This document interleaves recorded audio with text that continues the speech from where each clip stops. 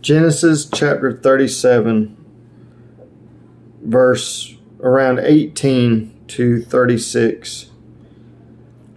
So Joseph went after his brothers and found them near Dathan. But they saw him in the distance, and before he reached them, they plotted to kill him. "Here comes that dreamer," they said to each other.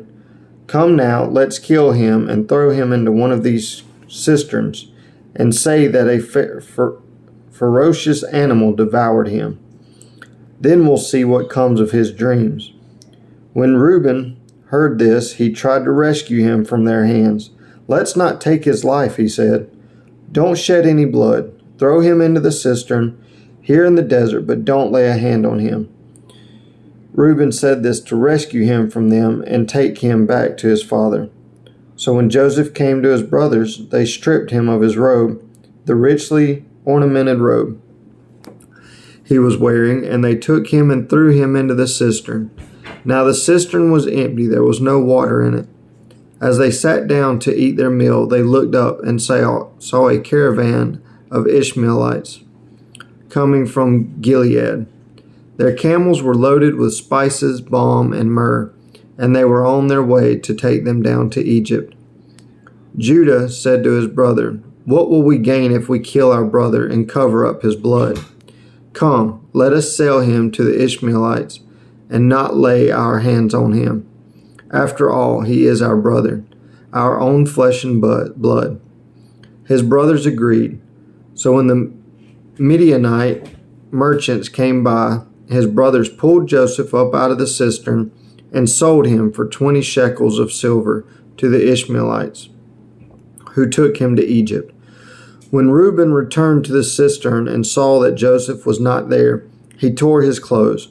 He went back to his brothers and said, "The boy isn't there. Where can I turn now?"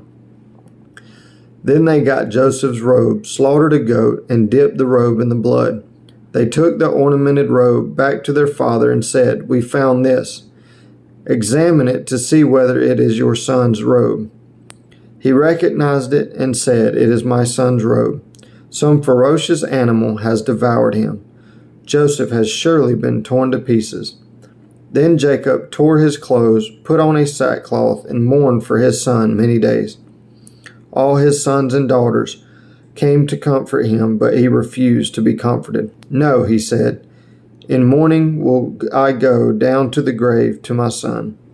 So his father wept for him. Meanwhile, the Midianites sold Joseph in Egypt to Potiphar, one of Pharaoh's officials, the captain of the guard. Now we're going to go to Genesis chapter 50, verse 20.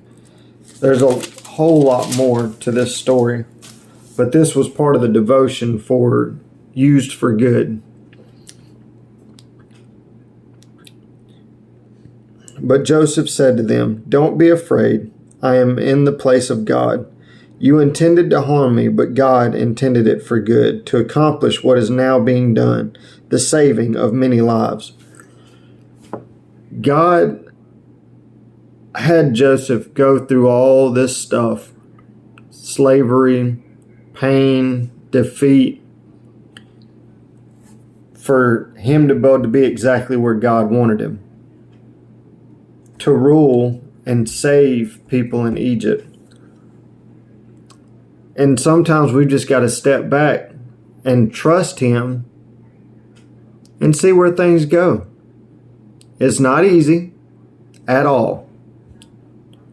But if you do, one day you'll look back and be like, that's what it was. So this week, something might not go the way you want it to. That's okay. Step back and let him do what he needs to do to get you where he wants to get you, to use anything that you're going through for good.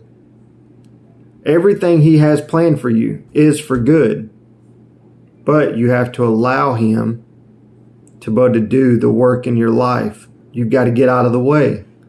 You've got to move and just go with the flow and have faith and trust in him, and just put your focus on his word and his plan for you. I hope you have a great night.